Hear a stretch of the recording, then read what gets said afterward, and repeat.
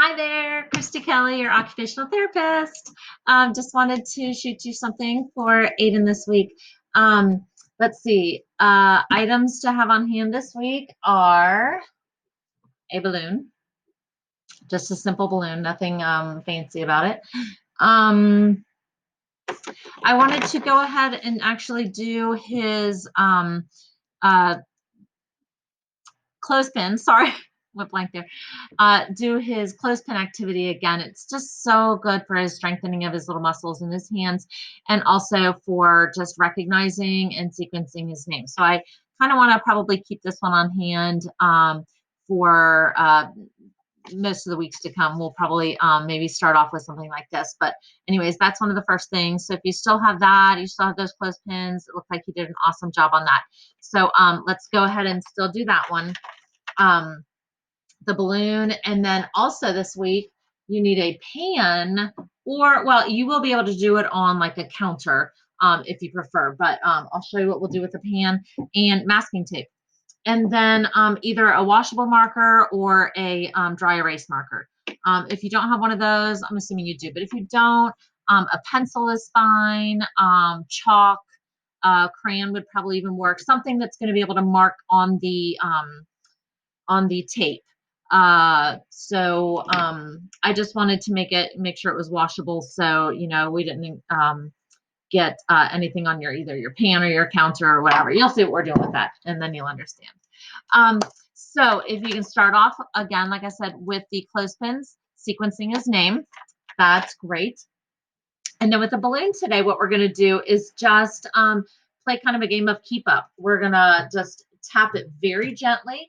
It works on him kind of figuring out how to grade his pressure. So, a lot of times kids get a balloon and they want to hit it really hard, and then it goes, out of control in behind them and all that.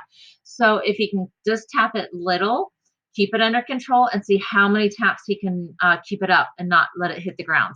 So he can do this with one or both of you, any friend that's in the area, or if there's a family member that happens to be over. He can, kind of play a game of volleyball with you, or in a circle, tap it to each other, but just trying to keep it up off the ground. So that's a really fun, great activity for eye-hand coordination, as well as the grading of the pressure. And the last thing I have today, so what you're going to do is take your tape.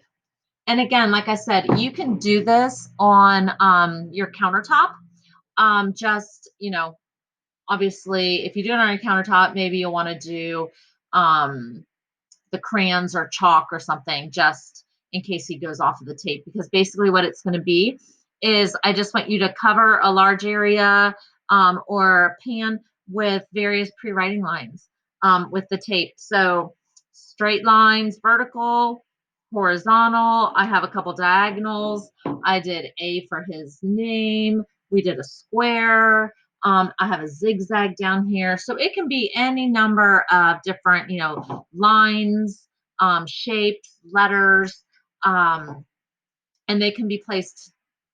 They don't have to be in any, nice structured order. They can be random all over the place. It's just kind of a fun activity to be able to, it's just a different texture and a different way to write.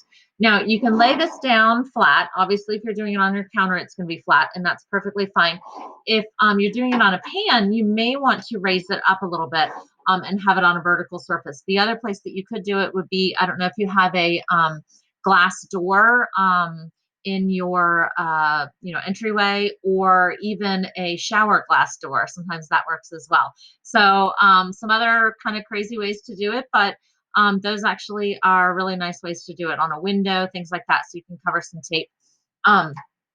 I like the upright or the vertical surface, or even just the angled surface. It really helps them. Let me hold it here and see if I can show you. When they're writing, then it really puts their wrist and hand in a wonderful functional position, and gets that kind of wrist extension that we like to see, and encourages a nice strong grasp. So a vertical surface or an angled surface is a really great place to practice writing. So even just put a little pillow behind the pan. If you're on the counter, great as well. Another thing you could do if he's on the counter, depending on how big your counter is and what the setup is, but if you have a large island in the middle, I've had kids. Obviously, you need to stay close to him, but I've had kids lay on their stomach on the island, and again, that's kind of like a vertical surface because it's still going to put their wrist in that kind of upright um, uh, or extended position, perfect for handwriting. So that's another idea. You can also have him lay on his tummy with this flat on the floor. It does the same thing. So those are some positioning ideas and some different ways to, or placements to do this. And then really all he's going to do is just that. Then he's going to trace down the tape. Okay, he's going to practice all these lines. He's going to practice his A.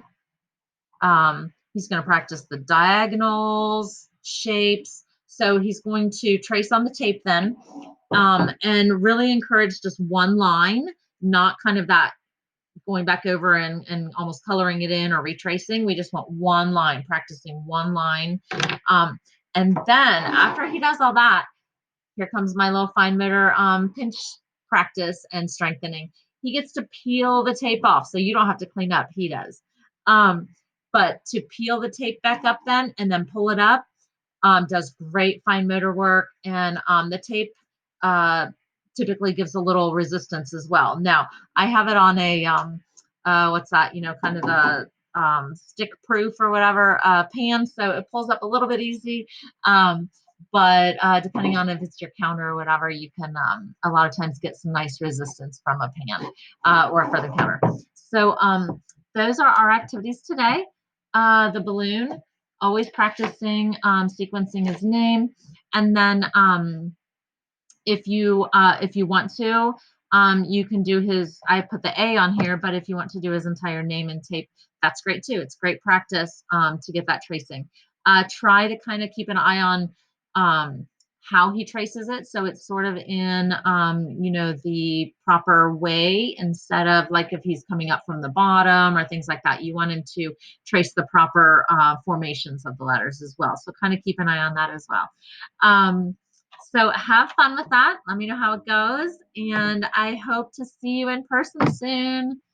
Have a great day and have fun with your OT.